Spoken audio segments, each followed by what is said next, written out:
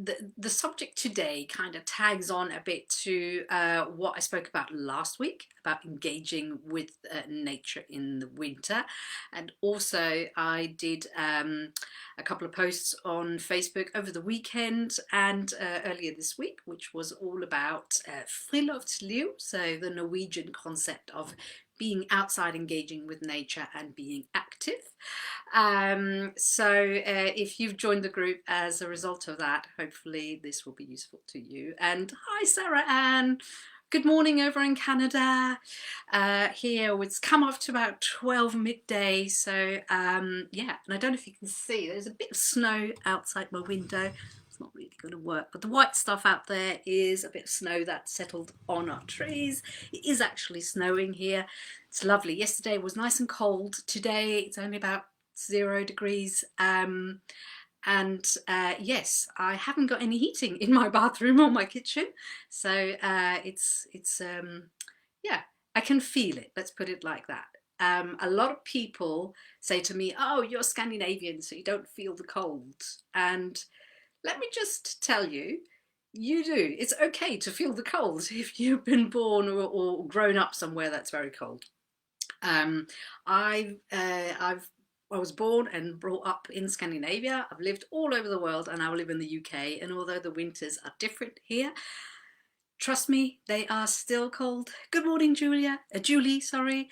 And I still feel them. And in Denmark, we have this phrase called frossen pind, or that basically means frozen stick or icicle, and that is me. And I'm actually rubbing my feet at the moment because I think I should have put on an extra pair of socks. I always feel the cold. And when you're cold, it can be really, really hard to enjoy the winter. And a lot of people have been messaging me over the last couple of days saying, I just don't like the winter, and oh, I just feel cold and I don't like this. And you know what? It's okay. You don't need to love it, but I'm hopefully going to give you some ideas on how to get through the winter from a Scandinavian point of view. And it might never become your favorite season, but I'm hoping that it's going to help. Okay. So I think the cold and the grey is the #1 reason why people don't like the winter. So it kind of depends on where in the world you live. There is a joke in Denmark that says that, you know, we've got 2 winters. One is the white one and one's the green one. And when I'm thinking about life here in the UK, yes, it definitely feels warmer. But you have a lot of grey, so there's not as much snow here. So, you know, winters can be challenging no matter where you are in the world. A lot of people say to me, oh, Scandinavians, you do winters so much better than we do. And, well, when I look at people around me, I sometimes think yes, but we haven't got a monopoly for this, okay? And also, it's a mindset thing. So it's not something that we've been born with, but it's something I think that's more in our culture. So how do you develop a mindset that helps you get through the winter and helps you become more friends with the cold? Okay, it ties in with the mentions of friluftsliv, like I've already said. And also the live that I did last Tuesday. So if you haven't watched that already, I would recommend that you go and watch that. That's all about connecting with nature during the winter, and that's a very big part of this, really. You can go to here in my Facebook group, you can go to the topics, and you can choose what did I put on under nature.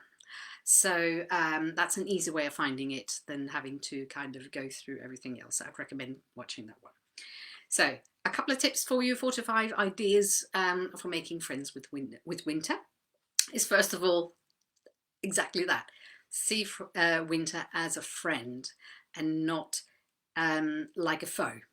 Okay, it's a season, it's a time of the year that's there, and well, obviously it's there, but it has to be there because without the winter you won't get the spring, and it's part of the cycle of nature, and depending on where you are in the world, sometimes is going to be more extreme than others. And it's there, and we can't change it, so we can change our attitude towards it, and that's where the mindset comes in. So look at it as a friend, and look at winter as an opportunity to do things that you otherwise wouldn't. Okay. Hygge, as I've already said, is a mindset thing very much, and it can be magnified in the winter, because it's really the season to kind of put those candles on, put an extra log on the wood burner or in your fireplace, put on a cozy jumper, go for a walk in the crisp air, and if you're lucky enough, you know, go build a snowman or engage in winter activities that you can only do this time of year. Traditions and rituals are also very, very important, I think, to kind of get us through this season. So if you live in the Northern Hemisphere, then your Christmas is going to be in your winter, and it's a ritual. Obviously, only if you are, you know, celebrating Christmas. If not, then you might have other rituals that kind of fall this time of year. And it's a highlight. It's something that you can look forward to, hopefully, and it's the excitement and the anticipation. And then people often tell me afterwards, oh, it's kind of the whole letdown afterwards. Well, the idea is to have some little milestones, some little rituals, as I like to call them, but it doesn't need to be woo-woo, and you know, unless you want it to be. Something to look forward to. And hopefully this week I will also tell everyone in here a tiny bit about a Danish tradition that comes up. This year it falls on the 14th of February. It's called Fastelavn, and that's going to be the next thing that I look forward to. Right, I'm just going to have a look on here. Oh, I've noticed that comments don't scroll. Oh, I've missed so many. Good morning, Amy from Louisiana, and Anita, thanks for the heart. Kim Koss, yes, from Pennsylvania, Snowflake. I guess it's snowy where you are. So yeah, so traditions and rituals very much as well to kind of get through it. It sets up little milestones, and someone commented on my post the other day, and I really loved it, because she said, oh, spring, signs of spring's not going to come here. I think she was in the Midwest of the US, and she said spring's not going to come here until, you know, for at least another month. So she had been planting seedlings inside, so at least she had something, you know, to look forward to. So, you know, spring was arriving kind of on her windowsill, and I thought that was really, really lovely. And I know 14th of February is Valentine's Day in America. Yes, it's Valentine's Day here as well in much of Europe. Fastelavn has got nothing to do with that. That's a tradition that goes the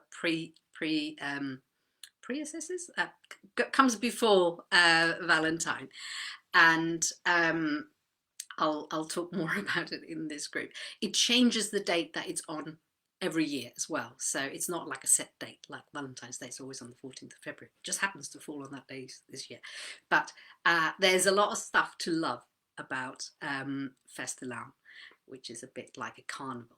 I'll explain more about that. This is not what this one is about, but anyway, yes. So traditions, you can see I'm getting all fired up, because I love, you know, having things to look forward to, and I love the fact that it's going to be Fastelavn, and I've got that to look forward to. It's a very Danish tradition. Okay, so food, eating seasonal during the winter months. So during the winter months, our bodies, especially if it's cold, it craves different type of food as well, and it's the hearty stews, the warming casseroles and things like that that's good for our body, and also kind of supports us, you know, both on an immune level, but also gives us that warm hug that we need. And hopefully, you know, by eating seasonal, you can also eat local produce, because that's going to be fresher, it's going to have more nutrients, it's going to be better for you, and it's going to be better for the environment as well. And I've added a couple of recipes to this group. I'll try and see if I can add some more for you guys, but otherwise, you know, I'm sure you've got your own favorite. And eatings are like a stew in the middle of summer, you know, is just not the same. This is kind of the winter thing. So Again, something to look forward to. Hi, Wendy from the UK. Glad you love this. Okay, so that brings me on to, with the environmental thing, on to connecting with nature. And as I've said, it borders onto the whole friluftsliv thing, but it can be really hard to get out and enjoy nature during the winter for a lot of people. And it's not always possible. I've had people saying like, oh, it's like -30, you know, we've got blizzard going. Well, yeah, I probably wouldn't venture out when the weather's like that. My mother suffers from osteoporosis, so when she falls over and slips on the ice, you know, she risks breaking several bones in her body. So it's not always practical. Having said that, though, my mum will walk her dog every single day. She's got special grips for her shoes and things like that, so she can ensure that she goes out. And she is in her 70s now. She had like a health MOT a couple of years back, and they said physically, you know, she was 20 years younger than her age, despite having asthmatic bronchitis as well. So, you know, that thing of getting out and engaging with nature, getting fresh air, getting exercise, you know, that's kind of what Friluftsliv was all about. And in Norway, friluftsliv is very much that thing of, yeah, you go out and you do exercise, and a lot of Norwegians, they do a lot of winter sports. You know, I often joke and say Norwegians are born with skis on their feet, which is very uncomfortable for their mothers. But you know, it's that thing that they're brought up with that. And in many parts of the world, we haven't got that opportunity. But friluftsliv is a Scandinavian thing as well, and people all over Scandinavia will spend a lot of time outside. And whether it's playing football, you know, on a cold, muddy field, you know, in the winter with your mates, because as long as you're doing the exercise, it doesn't really matter. You've got to warm up. Or whether it's going for a walk or a hike or whatever you can do. I mean, like I said, for my mum in her 70s, it's her daily walks. They're shorter in the winter than they are in the summer, because, you know, you're likely to get more cold. But that brings me on to the next point. Let me just make sure I haven't missed too much off in my notes here. Oh yes, one thing I didn't want to mention was the fact that also in Scandinavia, you will have people that suffer from seasonal affective disorder. And, you know, where you get, it affects people in different ways. But my niece has it, and she gets very lethargic and she can't get moving. And I mean, she still lives in Denmark. And one thing that really pulls her through every single winter is going outside, connecting with nature. And because she has SAD, you know, the one thing that gets her through it is by connecting with her friends at the same time. So they will go for long walks together. She will make commitments with her friends to kind of go out, you know, whether it's going to go ice skating, whether it's to go for a walk, or yeah, it can be whatever is possible. But even just going out for 20 minutes is going to be really good for you, because it doesn't matter whether the sun's out or not. The fact that there is daylight, it not only affects our brain in a very positive way, but also the vitamin D levels, you know, can be topped up by simply going outside. How do you go out? How do you go outside if you're cold? Well, that brings me on to the next point. You have to dress warm. Okay, so this sounds really simple. And as I was kind of putting my little ideas down for what I was going to mention to you today, I realized that this is really a topic in its own right. You have to dress warm, because if you obviously get cold, then the fun goes out the window. Yesterday I was in the garden, well, garden forest with my son for, I don't know, 3.5 hours. We were messing around. We were building a new den, and my husband, who's English, he couldn't understand that we've been out so long and not been cold. So the secret is obviously you dress warm to start with. It's always easier to take layers off or open the zip or take a hat off or something like that.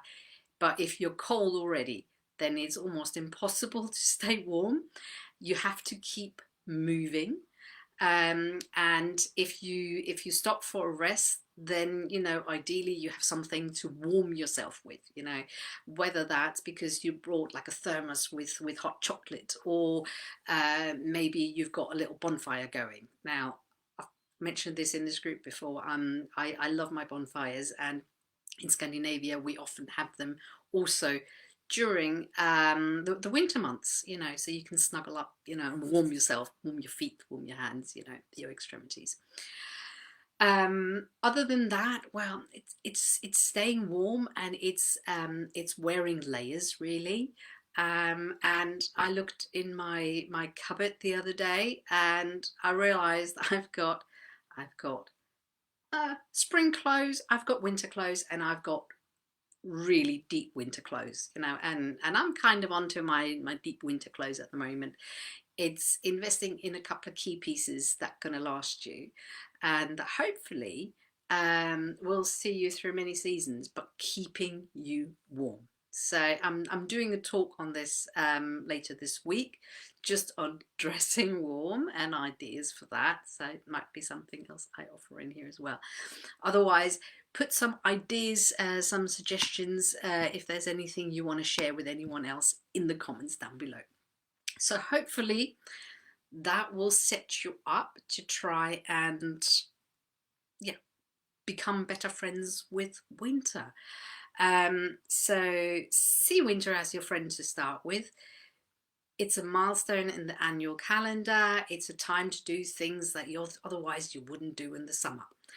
It's sustaining your body with seasonal produce, eating locally, eating warm and nourishing foods. I mean, at the moment I'm making hot chocolate every other day, and that brings me on to another topic, which is like having the balance as well. But if you're out hiking or building a den like I was yesterday for 3.5 hours, then a nice cup of hot chocolate when you come in is just really nice.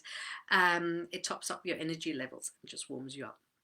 And also connecting with nature, getting out there, even though it's grey. It's grey when you look outside, and if you live in a part of the world where you don't get snow a lot, like I don't get a lot of snow normally here in the UK, but I'm so glad I do this year because I can't travel to see my family and enjoy the snow at home. Then it might be grey outside, but the minute you go outside, it's gonna look different, and it's the brightness, and it, like I said, it does magic for our brains, because we've evolved for so many millions of years in nature. We are used to the daylight. Our bodies and our brains respond to this, and I love people mentioning nature therapy as being in nature as a part of health therapy. Well, yes, it's kind of, for me, it's kind of, it should be there all along. It shouldn't be that you're stuck inside every day, and then when you start maybe feeling ill or depressed, that you then use nature as therapy. Go enjoy it now, because there's so many health benefits to it.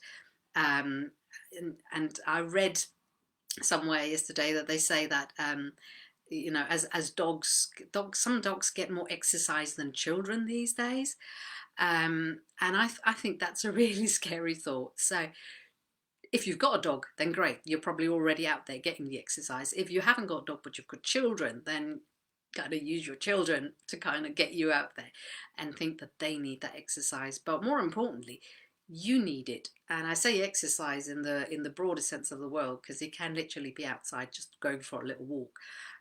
Doesn't need to be anything magic. My elderly neighbour who lives next door, she's quite poorly, she doesn't walk very well. She will try and go for a walk every single day, and it's only days when it's really, really icy that she doesn't get out. And funny enough, she's lived a lot of her life in Norway, even though she's English.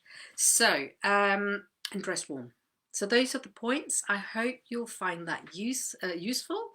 Let me know in the comments below if there is anything else as a result of this and that you want to ask me. And yes, hopefully you can go out and make friends with winter slash nature and today. Enjoy the rest of your Tuesday, no matter where you are, and thanks for watching. Take care. Bye.